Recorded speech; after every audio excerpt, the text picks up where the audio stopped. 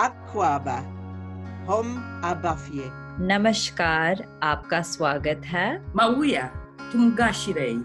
Welcome, you belong. Kannada. Namaskara. Idu nimmadu. जी आया सारियानु. Karibuni. Jisikie kama upo nyumbani. खुश आमदीद. Vanakkam. Neengal engalil oruvar. Bienvenidas. Aquí están en comunidad.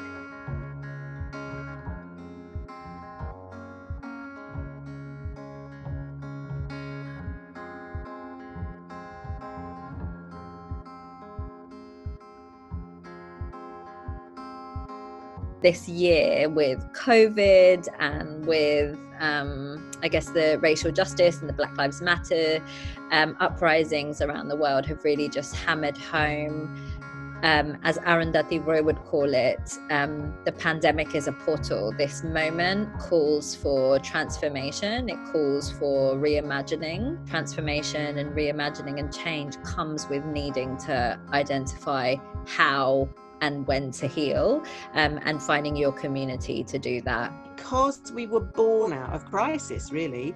It was in the wake of the exposure of the sexual abuse issues that came out, some of the big organisations that we work with and alongside.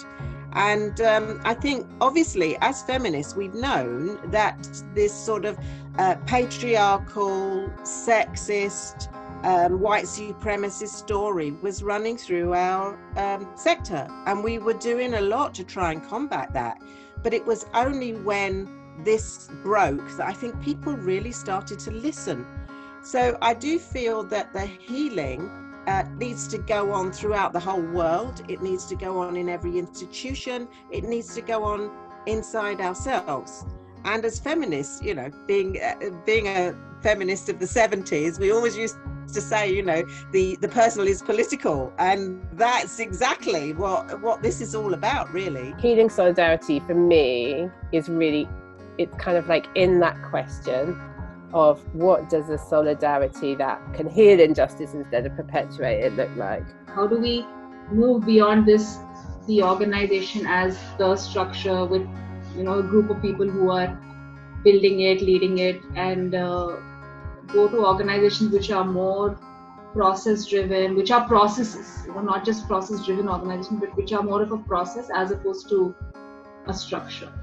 Over the last 6 months, and especially with the advisory group and my role there, I think I've become very, you know, I've seen the fantastic possibilities, I think, of co-creating and really been drawn into that. And I think, so right now, to me, that's what healing solidarity is meaning to me. It's really this sort of open space where there is a lot of solidarity, and, you know, we can actually get together to co-create this new realities that we are, you know, dreaming of. And I mean, I can see a role in it. But bringing our collective aspirations, recognizing our respective hurt, and finding ways to make the process work so that we could all get to where we wanted to get.